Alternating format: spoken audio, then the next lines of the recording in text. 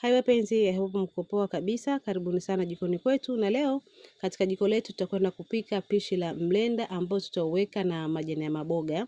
Hapo nina maandalizi ya vitu ambavyo nimeandaa. Hayo ni majani ya maboga ambayo nimeachemsha jikoni kidogo sana. Unayabusti kidogo tu, sio sana, kwa sababu huwa napenda kugandisha, kwa hiyo huwa nayachemsha. Halafu hapo tuna bamia na nyanya chungu pamoja na magadi, na hapo nina nyanya maji moja ambayo imesagwa. Hii ni nyanya maji moja ambayo tumeblend. Hivyo ndio vitu vya muhimu ambavyo nitahitaji kuwa navyo pamoja na pilipili ya kunukia pale. Haya, maandalizi yetu tutakwenda kuandaa kama tunavyopika mlenda kawaida. Weka maji yako kidogo. Jamani, nasisitiza maji ya mlenda hayataki kuwa mengi, mlenda hutaki kuwa na maji mengi. Weka maji kidogo sana jikoni. Hakikisha yamechemka vizuri. Kama hapa unavyoonyesha maji yangu yameanza kuchemka. Then utatia vitu vyote kwa pamoja. Vitu vyote. Ile bamia, nyanya chungu, then nitaongeza majani ya maboga ambayo tayari nilishachemsha kidogo, na ni kwa sababu mimi huwa nagandisha. Unaweza ukaweka yakiwa vile vile hujayachemsha, lakini mimi huwa napenda kugandisha. Kwa hiyo na huwa nayachemsha kidogo ndo nayagandisha.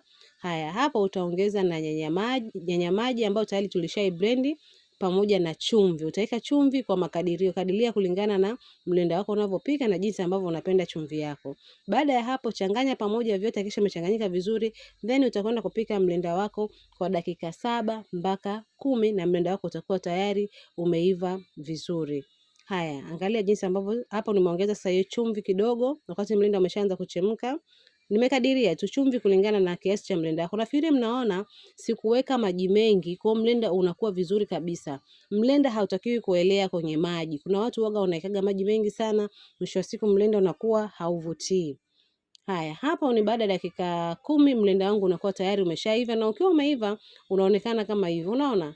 Na pia magadi, usiweke magadi mengi sana. Kuna watu huwa wanaweka magadi mengi, mlenda unakuwa kidogo sio mzuri. Kwa kila kitu ni makadirio, na hapo niliweka na ile pilipili yetu. Hivyo ndivyo unavyoonekana mlenda wako baada ya kuiva, na unakuwa ni mzuri sana na mtamu. Kwa kama ulikuwa unatafuta recipe nzuri ya kupika mlenda wa majani ya maboga, hii ni recipe ambayo inakufaa.